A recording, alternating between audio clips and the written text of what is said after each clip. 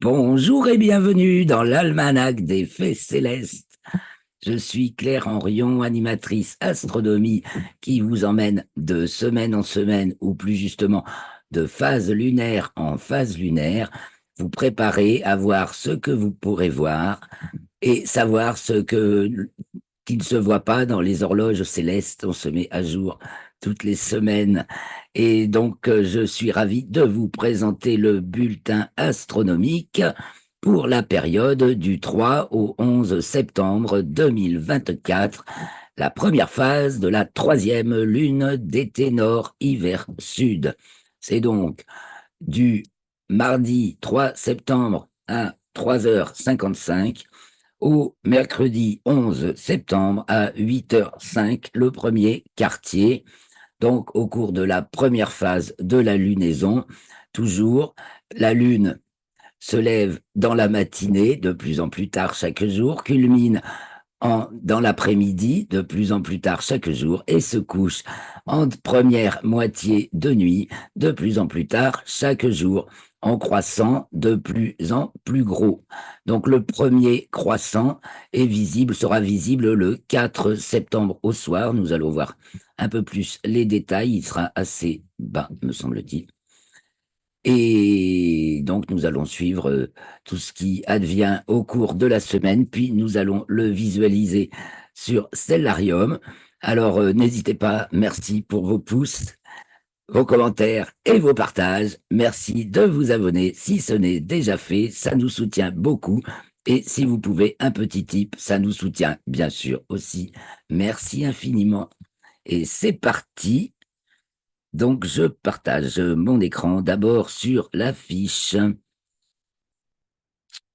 voyez, je vous ai préparé des images. L'affiche, la voilà. Ah non, je vais faire tout l'écran, je suis bête. Hein. Tout l'écran, partagé, comme ça on naviguera. Partagé, donc ça, ce sera pour après. L'affiche, elle est là. Voici donc pour cette semaine l'almanach des faits célestes, ou le petit éphéméride astronomico-logique de Rocastre, du 3 au 11 septembre 2024, première phase de la troisième lune des ténors hiver sud, de la nouvelle lune le 3 septembre à 3h55, 1h55 temps universel, au premier quartier le 11 à 8h05, 6h05 temps universel. Ça commence donc le mardi 3 à 3h55, la nouvelle lune qui se produit dans le 12e degré du signe de la Vierge. Donc, lune et soleil alignés dans le 12e degré du signe de la Vierge. La lune est légèrement au-dessus du soleil, 2 degrés 16 minutes. Elle descend et les deux astres sont devant la constellation du Lion. Ce jour de nouvelle lune advient aussi Mercure à sa déclinaison maximale, donc par rapport au plan de l'équateur. Elle est remontée en raison de sa rétrogradation qu'elle a achevée le 28 août. Du 5 au 28 août, elle était rétrograde, donc ça a inversé aussi son mouvement en déclinaison, et donc elle redescend maintenant, elle va traverser le plan équatorial, je ne l'ai pas marqué là, bon, et elle descend jusqu'au 19 novembre. Ah si, le 28 septembre, elle passe en déclinaison sud. Elle est actuellement dans le 24e degré du Lion, devant la constellation du Lion. Et nous arrivons à mercredi 4 septembre, à 18h11, la Lune entre dans le signe de la Balance. Et le soir, nous pouvons guetter le premier croissant, peut-être bien avec un instrument, car il n'est pas haut du tout, vous voyez, 1 degré, hauteur 1 degré, tandis que le soleil est à 5 degrés sous l'horizon, et il se couche, ça fait 35 minutes, 37 minutes après le soleil, donc il n'est pas facile à voir.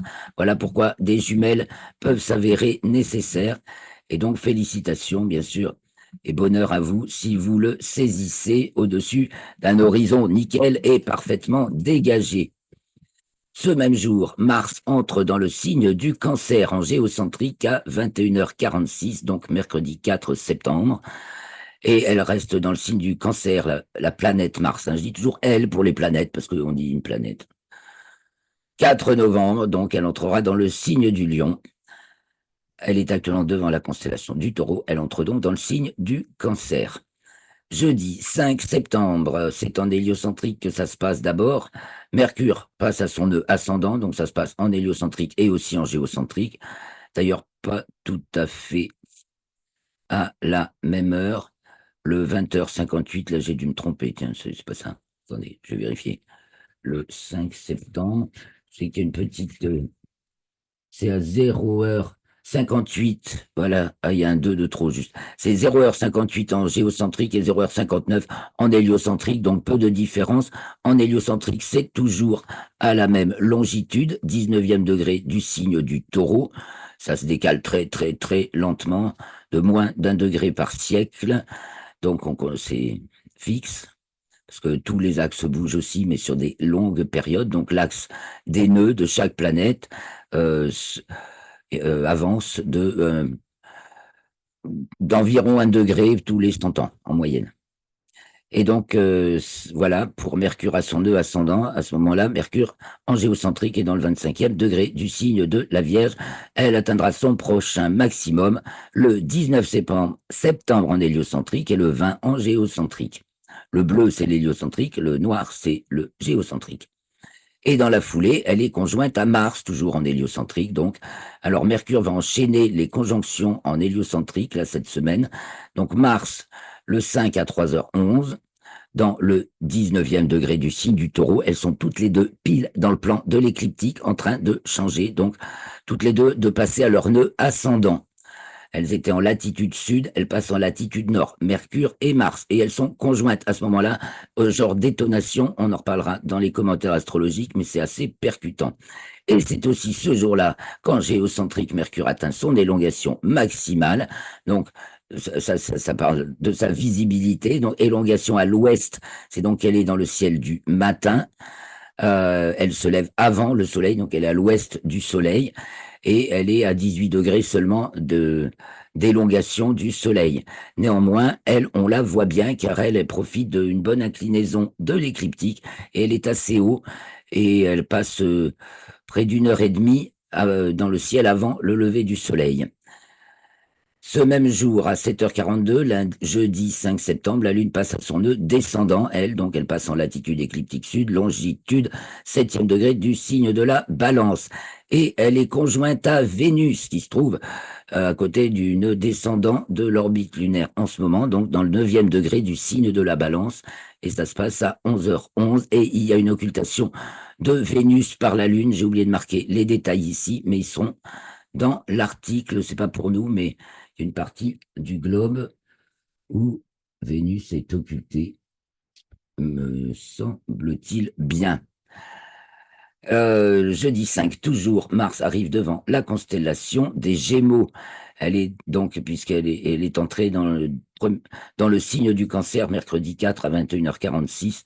Elle est donc dans le premier degré du signe du Cancer et elle arrive devant la constellation des Gémeaux où elle va rester jusqu'au 29 octobre.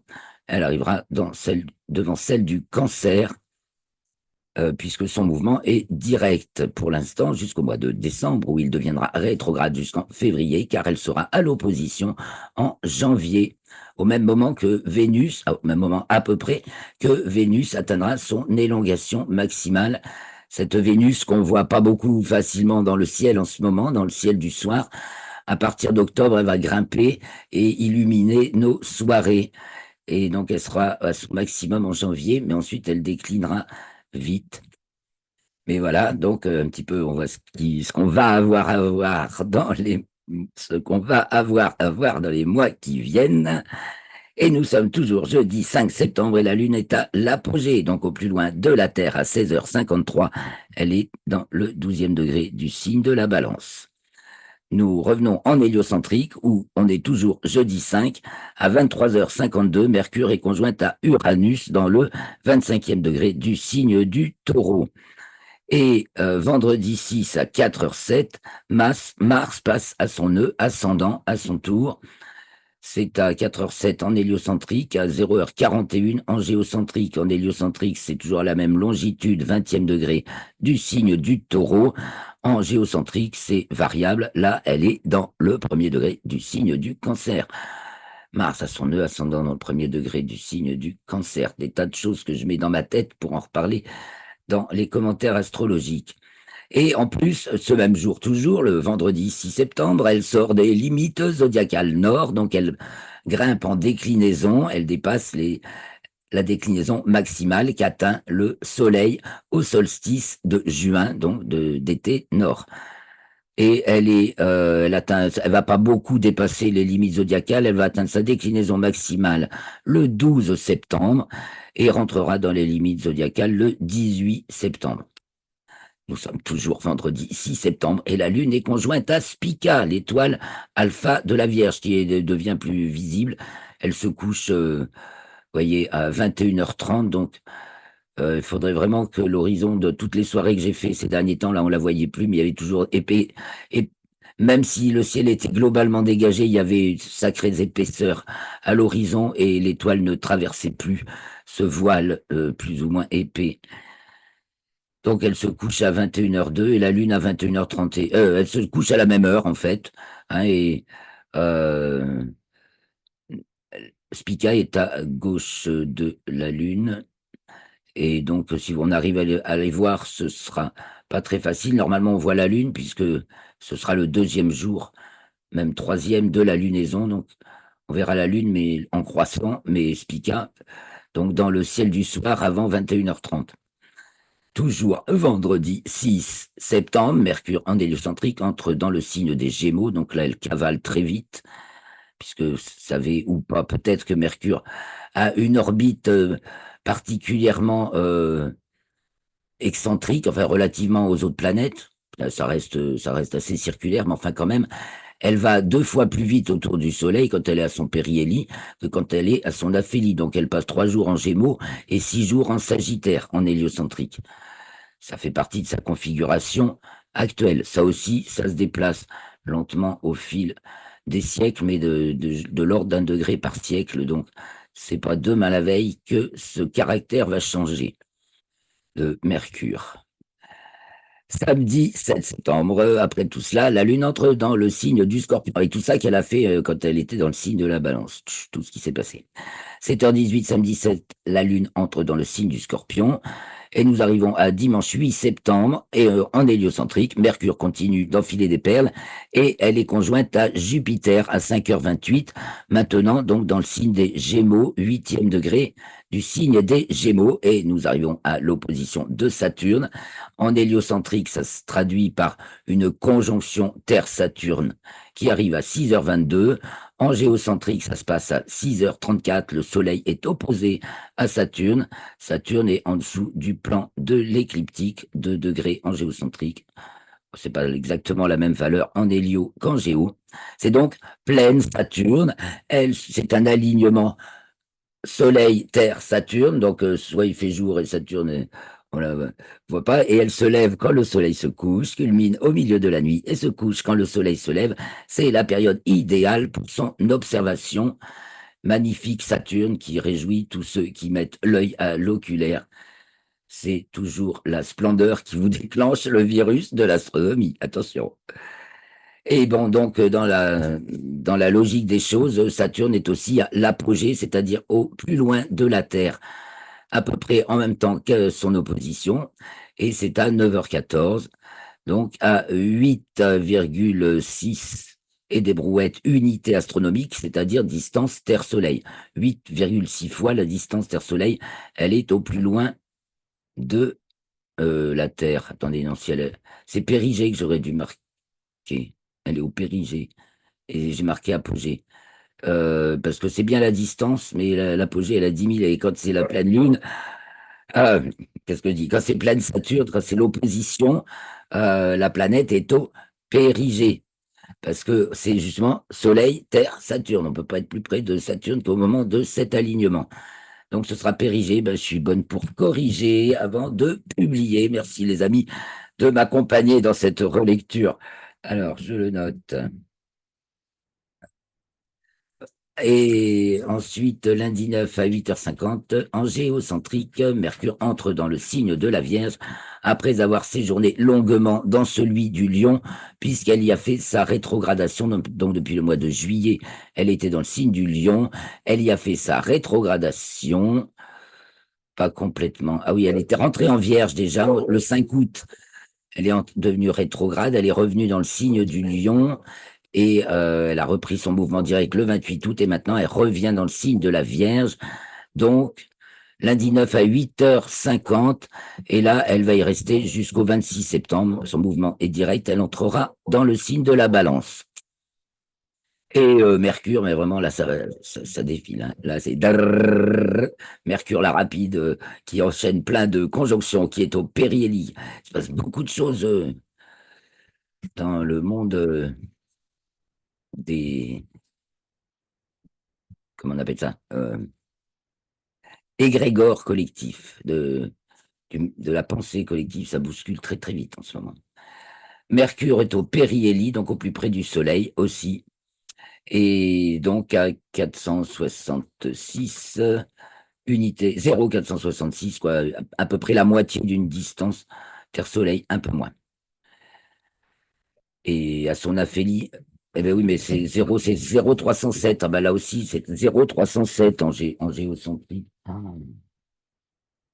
J'ai été beaucoup troublé, faut dire, cette semaine, et là, je découvre les erreurs que ça m'a fait faire. C'est bien, je les corrige. Donc, ça allait bien au périhélie, mais c'est à 0,307 UA. 0,406, 466, c'est sa distance quand elle est à l'aphélie, au plus loin du Soleil. C'est pas le cas. Elle est donc au plus près du Soleil, en héliocentrique, 18e degré du signe des Gémeaux. On vient de dire qu'elle est dans le signe de la Vierge en géocentrique. Lundi 9 à 19h25, la Lune entre dans le signe du Sagittaire. Mardi 10, le Soleil on entame le carré de Jupiter, la quadrature ouest de Jupiter, puisqu'elle va être à l'opposition au mois de fin septembre. Non, qu'est-ce que je dis? En novembre. Ou même en décembre. Attendez. Si elle est au carré en septembre, 1, 2, 3, c'est en décembre, oui, que Jupiter va être à l'opposition, normalement. Voilà, quand on se base sur un peu de logique. Et donc, le carré dans le plan héliocentrique, dans le plan géocentrique, écliptique, parce que là, c'est dans le plan équatorial, c'est le 12 septembre, voilà. Donc, le 12 septembre, c'est la quadrature ouest de Jupiter dans le plan écliptique, et ça se passe le 10 dans le plan équatorial. Et en héliocentrique, ça s'est passé, le carré Terre-Jupiter a eu lieu le 30 août. Donc, on est déjà dans cette tension. Mardi 10 à 15h05, la Lune est conjointe à l'étoile Antares Alpha du Scorpion.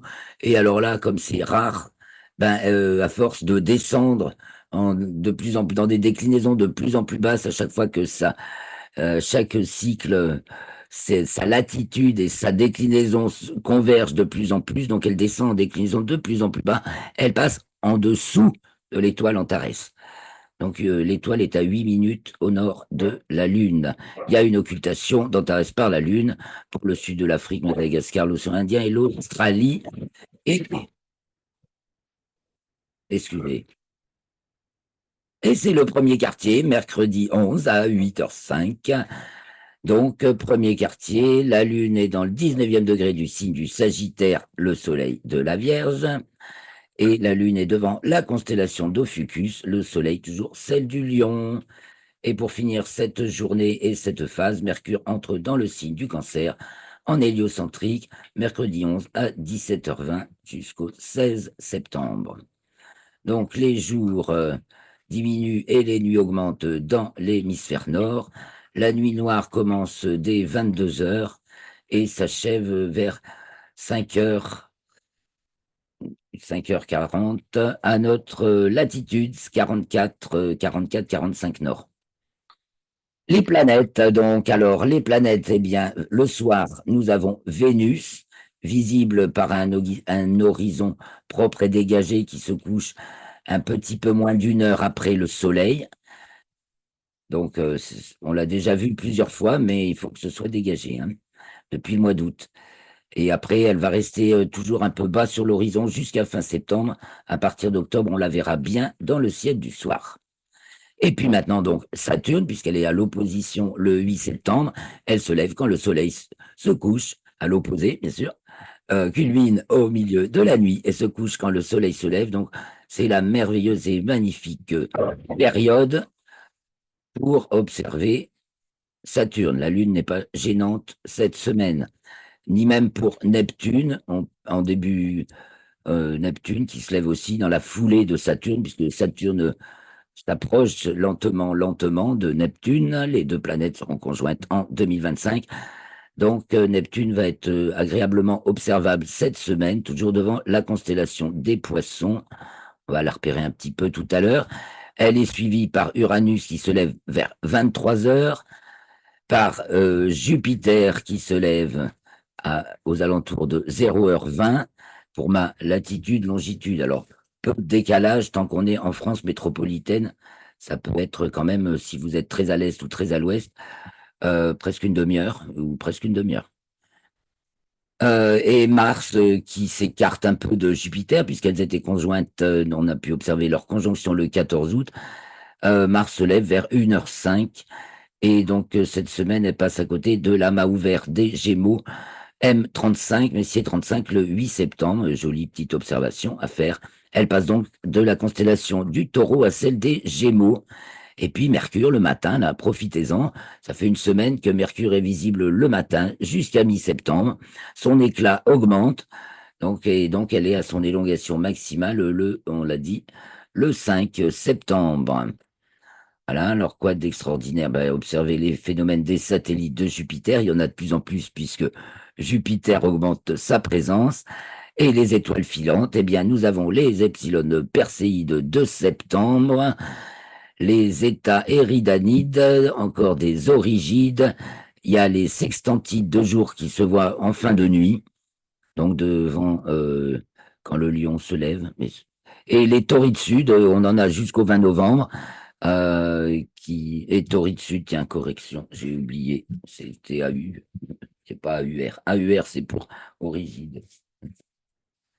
Voilà, toutes mes relectures. Bon, ben merci à vous. On va continuer. On va sur Stellarium. Ah non, encore un petit quelque chose. Eh bien, les Parisiens, vous pouvez aller guetter le lever de la Lune le 7 septembre depuis la porte Maillot. Là, ce coup-ci, vous regardez dans la direction de l'Arc de Triomphe et vous voyez donc dans cet alignement-là le côté du Levant. Et là, vous aurez le croissant de lune qui se lève à 12h07. Enfin, à 12h07, vous le voyez passer, il se lève un petit peu avant, une quinzaine de minutes avant. Et donc, vous pouvez voir passer le croissant de lune, levant, dans l'arche de l'Arc de Triomphe. Puis alors, si vous êtes très très vernis en qualité de ciel, eh bien, vous aurez la possibilité de voir la lumière zodiacale jusqu'au 16 septembre, en fin de nuit, avant l'aube, à l'est-nord-est, devant le Cancer et les Gémeaux. Elle fait même une croix avec la Voie lactée. Mais là, il faut le ciel topissime. Allons sur Stellarium. Nous voici donc sur Stellarium. Et le 3 septembre au soir, près du coucher du soleil. Vous voyez, il va se coucher de plus en plus près de l'ouest, hein. Chaque soir, il se couche de plus en plus vers l'ouest. Le 22 septembre, pour l'équinoxe, il se couchera pile à l'ouest, comme partout sur Terre, ce jour-là. Et donc, voilà, il va se coucher, le soleil, à 20h23 chez moi, mais peu importe. Alors, on va prendre même pas une heure de plus. On va guetter Vénus, voilà. Vous voyez, donc, elle est à gauche, un peu plus haut que le soleil quand même. Je trace l'écliptique, vous voyez la pente que suit le soleil et Vénus. Donc, si c'est dégagé, on la voit, hein, c'est l'astre le plus brillant après le soleil et la lune. Elle a beau être bas sur l'horizon, dans les lueurs du crépuscule. Une fois que vous l'avez repérée, faut les gens qui ont des bons yeux, après vous la trouvez très très facilement aux jumelles. Et vous pouvez aussi la pointer au télescope, mais elle brille de toutes les couleurs, car comme elle est brillante et bas sur l'horizon, on a droit à un festival jaune, vert et rouge fantastique. Bon, ben après ça, qu'est-ce qui se passe? Vénus va se coucher. 1 heure plus tard, on en est où? Qu'est-ce qu'on a dans le ciel? Donc, du côté du couchant, la Vierge se couche. Vous voyez l'étoile Spica de la Vierge, le 5. On va essayer. Le 5 septembre. On va voir Vénus et Spica. Alors, Spica est ici. Et donc, se couche à 21h42. Et donc, ça, c'est le 4. On a dit c'est le 5. Bah non, c'est la Lune, oui, qui est conjointe à Spica, pas Vénus. Qu'est-ce que je raconte? Voilà. Lune conjointe Spica, le 6 à 21h06. Donc, ça devrait, théoriquement, ça se voit. Et si vous repérez le croissant de Lune, normalement, ce sera quand même le troisième jour, donc il devrait être visible, quoique bas. Et donc, Spica juste à sa droite. Mais moi, ça fait depuis le 11, ouf, depuis le début août, c'est trop sale à l'horizon pour qu'on puisse la voir. Et donc, elle va se coucher de plus en plus tard. Alors, tout en haut du ciel, nous avons bien sûr, je mets la grille azimutale pour qu'on voit où se trouve le zénith. Il est là. Nous avons tout en haut Vega qui pète de tous ses feux. Là, c'est pratiquement au zénith avec Deneb du cygne et Altaïr de l'aigle. Deneb et Altaïr. Vega, Deneb et Altaïr, donc très haut dans le ciel, en train de basculer de l'est à l'ouest. C'est le grand triangle de l'été. Donc, l'été s'achève, le grand triangle bascule à l'ouest. Et puis, on a encore à voir en début de nuit. Alors, je prends un peu de sombreur quand même, hein, parce que là, il n'est que 21h06. Oh, je vais trop vite. Voilà, 22 heures à peu près. On a encore Antares du Scorpion qui va se coucher, donc au sud-ouest. Et au sud passe le Sagittaire. Et donc là, la Voie lactée qui monte, qui monte, qui monte par le cygne, qui monte par l'aigle, par le Sagittaire, par l'aigle, le cygne, c'est fait Cassiopée et Persée. Voilà la belle arche de la Voie lactée qu'on voit bien en début de nuit. Donc au sud le Sagittaire, suivi du Capricorne et du Verseau, devant lesquels se trouve maintenant Saturne, qui est déjà levé à 22 heures, pas de problème. Saturne est là, maintenant on va la voir en début de nuit. Non loin d'elle, il y a Neptune, là faut grossir. Alors Neptune, vous voyez, on est devant la constellation des Poissons, ça c'est la tête des Poissons, et avec des jumelles ou des bons yeux, vous repérez en dessous, déjà elles sont assez fines, hein, c'est des magnitudes 4-5. Et là, il y en a, voilà, en magnitude 5, 4 petites étoiles qui forment un joli rectangle. Et Neptune, on la repère en ce moment par rapport à ce rectangle. Et donc, Neptune est là, en bonne opportunité aussi, un petit peu plus tard dans la nuit, pour être observé. Donc, je montre où elle se place par rapport aux autres étoiles. Vous avez ça dans l'article, un zoom sur, pour localiser Neptune. Puis sinon, ben, vous installez Stellarium sur votre ordi ou votre téléphone, c'est gratuit, et vous faites comme moi. Et donc, voilà, début de nuit, Persée se lève. Au nord, qu'est-ce qui se passe? La grande ours pique du nez sur l'horizon. La petite ours est donc relevée. Le dragon tout en haut. Tout ça, ça descend, ça descend, ça descend. Et à droite du nord, ça monte, ça monte, ça monte, ça monte.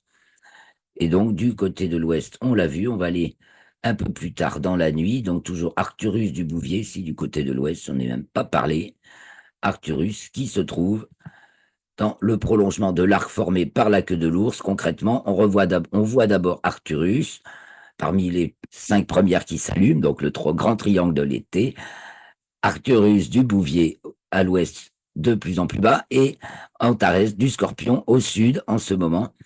Et donc, on voit Arcturus, et après, on va trouver les 3 étoiles qui forment l'arc de la queue de l'ours. Et ensuite, on voit le chariot. Et ensuite, on voit les 4 étoiles qui forment le récipient. Les 2 opposés à la queue nous mènent droit sur l'étoile polaire, puisqu'on fait, on prend leur écartement et on le reporte 5 fois. 1, 2, 3, 4, 5, voilà l'étoile polaire, le bout de la queue de la petite ours. Venez avec moi sous le ciel, je vous l'explique tous les soirs. Alors, on va passer un peu la nuit. Que se passe-t-il en cours de nuit?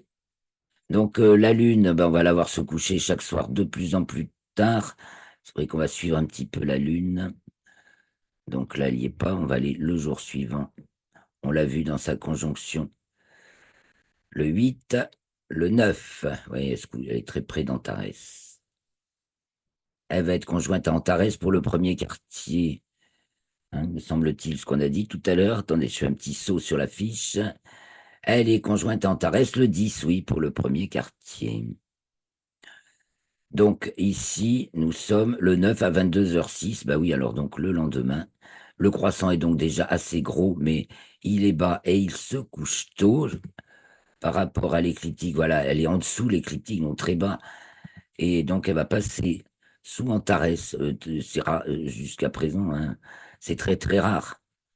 La plupart du temps, elle passe tout le temps au-dessus, voire très haut au-dessus, mais là, en ce moment où sa déclinaison et sa latitude convergent, elle se rajoute 5 degrés de latitude aux 23 degrés, 26 minutes de déclinaison maximale. Donc, on arrive à des 28 et quelques degrés de déclinaison sud ou nord. Là, c'est sud en ce moment. Donc, voici notre lune le 10 au soir, à côté de l'étoile Antares du Scorpion. Ce sera très bien visible si c'est dégagé, bien sûr. Donc, en milieu de nuit, voyons qu'est-ce qui passe au sud. Donc, le Sagittaire, là, il est 22 heures, 23 heures. On voit arriver donc au sud-est Saturne et en dessous l'étoile Faux-Maillot du Poisson austral qui passe au méridien à la minuit à peu près cette semaine. 1 heure, 1h06, voilà, méridien, la minuit, c'est de 1h48, enfin, pour le méridien de Paris, cette semaine. Là, voilà. Donc, elle passe au cours de la semaine au méridien à la minuit pile. Voilà. Au-dessus, donc, qu'est-ce qu'on a? Ben, Pégase qui arrive au milieu de la nuit. Pégase arrive à sa culmination. En dessous des Pégases, il y a les poissons, donc devant lesquels on peut voir Neptune par ici. Et on voit le, la constellation d'Andromède, donc dans le prolongement de Pégase, en se dirigeant vers Cassiopée, qui est là. Et à l'est apparaissent déjà au milieu de la nuit, sont levés, donc Jupiter et Mars. Et donc, et puis ici, on a l'étoile Aldébaran du Taureau. Ici, il faut pas oublier qu'on a Uranus, donc à côté des Pléiades, Uranus, pareillement, commence à être agréablement observable. Voilà un peu le détail pour la trouver par rapport aux Pléiades, de petites étoiles, la corne enfin, l'avant-corne du taureau, parce que après les cornes elles partent comme ça. Vous voyez un peu l'alignement pour trouver Uranus, les Pléiades, cette étoile du taureau. Bon, ici, Aldébaran, et du coup, on a Jupiter est entouré de deux astres rouges à égale distance d'elle. Hein, Aldébaran, l'étoile alpha du taureau d'un côté, et la planète Mars de l'autre. En ce moment, voilà le spectacle particulier, car Mars se déplace et Jupiter aussi. Alors, au nord, donc au cours de la nuit, milieu de nuit, la grande ourse rase l'horizon, et on va faire la fin de nuit. Donc après, elle remonte. Hercule va se coucher, voilà, 4h20, 4h30, 5h30. On va voir où on est à l'est. Qu'est-ce qui apparaît à l'est en fin de nuit? Eh bien, les Gémeaux sont levés. Donc Mars, on a dit qu'elle était près de M35, la M35. Je vous le montre, il est facile à trouver. C'est celui qui s'appelle Schubuckle Cluster. Voilà, et il fait le triangle avec les deux dernières étoiles de la patte de Castor. Donc un très bel amas ouvert, facile à trouver en fin de nuit, donc dans la constellation des Gémeaux. Et donc il y a Mars juste à côté. Au cours de cette semaine, on peut constater le déplacement de la planète par rapport à cet amas. Une fois qu'on l'a repéré avec des jumelles, on le voit. Et donc, à l'est, ben, s'élève le Cancer, la Grande Ourse remonte, et c'est même l'étoile Sirius élevée, Orion élevé, donc au sud-est, voilà, en fin de nuit. Nous avons notre ciel d'hiver qui apparaît avec l'alignement Pléiade, Aldébaran, Mage d'Orion, voilà, ici, Alnitak, Alnila, mais Mintaka, et Sirius, la plus brillante étoile du ciel.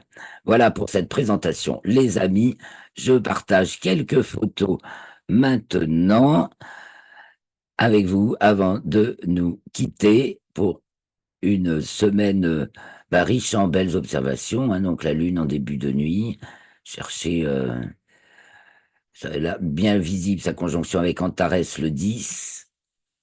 Alors sur la Lune, cette semaine, on va voir le Soleil qui se lève, mais elle est donc en croissant, donc elle est entièrement dite là présentement plongée dans la nuit, et on va voir le Soleil se lever de jour en jour comme ça. Là, c'est la Lune le 11 septembre, donc elle a même déjà passé le quartier. Elle commence à être gibbeuse croissante, donc c'est dans la nuit du 11 au 12. Elle est à sa libration minimale en longitude le 12, et donc il faut la voir avant qu'elle se couche, donc c'est le 11 au soir. Et vous pourrez en profiter pour voir le lever de soleil sur le cratère Platon. Donc ça, c'est l'image que j'obtiens avec l'atlas virtuel de la Lune.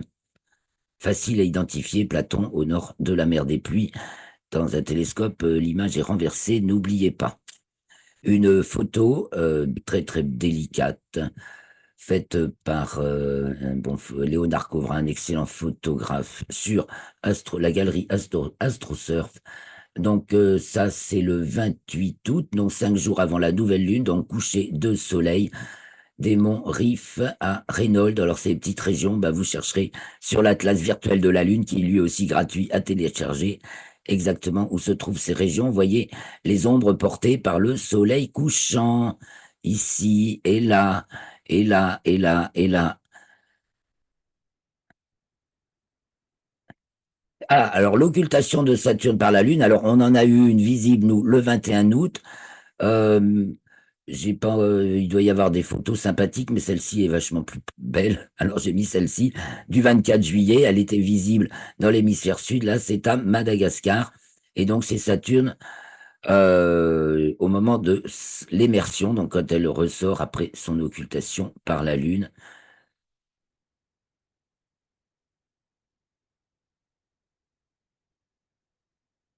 La belle Saturne et ses anneaux. Et donc la voilà, Saturne, avec une petite lune, par Élie Rousset, un photographe de grande classe aussi, là, sur Saturne. J'en trouve pas qui soit aussi belle. Regardez la finesse des bandes et ces pastels. Et donc ces anneaux qui sont de plus en plus plats, enfin ça varie encore un petit peu, mais plus ça va, plus on est dans l'angle de visée, notre angle de visée est dans le plan équatorial de Saturne, ce qui fait qu'à un moment donné, l'année prochaine, ils vont disparaître. Et donc, on revient un peu plus proche du Soleil, et maintenant Jupiter avec une de ses lunes, c'est pas, par un autre excellent photographe, toujours sur la galerie d'AstroSurf. Donc un joli petit Jupiter avec pareil, toutes ces bandes. Jupiter est plus grosse, on la voit, elle est au moins 2 fois plus grosse que Saturne en visuel. Et donc on voit encore plus de détails et ces bandes nuageuses tourmentées par latitude. Ah oui, un truc à pas louper, guetter dans la couronne boréale, c'est pas trop dur, hein. Il y a donc l'étoile alpha de la couronne boréale. Je peux vous remontrer la couronne boréale à gauche du Bouvier. Quand vous regardez le Bouvier le soir à l'ouest, donc vous avez Arcturus, et puis ça dessine un cerf-volant, et sur la gauche du cerf-volant, vous avez ce magnifique demi-cercle d'étoiles. Tout le monde le remarque. Et donc là, à partir de l'étoile la plus brillante, vous allez compter une, deux, trois étoiles. En dessous de cette troisième étoile, eh ben, il va s'allumer une étoile qu'on voit pas pour l'instant, une nova, donc une nova récurrente qui brillait pour la dernière fois en 1946. On attend là, de la voir apparaître. On va voir. Et son principe, en fait, pourquoi ça fait ça? C'est pas une supernova, c'est pas la fin de vie d'une grosse étoile qui s'effondre sur elle-même. Là, c'est un processus d'étoile binaire. Et donc, il y a une petite naine blanche qui est déjà morte, parce qu'elle était sans doute plus grosse au départ, en fait.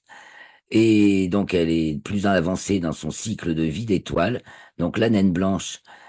Et elle a pour compagne une qui démarre plus tard dans sa phase de géante rouge, donc qui a eu une jeunesse plus longue, donc qui a qui était plus petite au départ, mais néanmoins elle arrive à sa phase de géante rouge et l'autre lui aspire toute sa matière. Et de temps en temps, ça fait des éclats de, ça enflamme l'éclat par mille. C'est le principe des étoiles binaires. Une magnifique photo d'un astrophotographe de la région toulousaine que j'apprécie toujours autant, qui nous partage parfois ses photos dans les Ricards, nous rencontres interclubs d'astronomie régionaux. Et donc, c'est Siegfried. Et là, c'est NGC 6888, une nébuleuse en émission dans le Cygne. Ben, je trouve que la photo est belle. Et les fameux piliers de la création dans M16, donc la nébuleuse M16, un petit détail de la nébuleuse, les piliers de la création par James Webb, c'est un remake. Elle a déjà sorti cette photo, mais voilà, j'avais envie de la partager aujourd'hui. Et puis, toujours dans le job de James Webb, eh ben, il fait les spectres des atmosphères. Pour vous montrer ce que c'est qu'un spectre, fait le spectre des atmosphères des exoplanètes, oui, et c'est ainsi que l'on distingue les gaz qui composent les atmosphères des exoplanètes, selon les longueurs d'onde, voilà, et on voit les décalages aussi en longueur d'onde, et on peut identifier les raies typiques de chaque élément et voir leur décalage vers le bleu ou vers le rouge, comme ça qu'on peut fixer aussi la distance des planètes et à obtenir plein de notions sur leur composition. Voilà, les amis, je reviens vers vous. Je vous remercie beaucoup de m'avoir suivi jusque-là. Je crois que le soleil est éblouissant. Bah oui, c'est qui m'arrive. Je suis flashé par le soleil. Bon, alors je vous dis ciao, ciao. Très bonne semaine, bonnes observations. Profitez du croissant de lune grossissant. Portez-vous bien et à la semaine prochaine. Donc lundi, théoriquement, hein, inscrivez-vous pour recevoir, si vous voulez venir au direct, inscrivez-vous pour avoir le mail. Mon emploi du temps va peut-être être un peu bousculé. Normalement, c'est lundi prochain, donc le 9 septembre, mais ce sera peut-être mardi 10. Normalement, c'est le lundi 9 septembre que je vous donne rendez-vous pour le prochain bulletin astronomique. Merci beaucoup, portez-vous bien et bon ciel!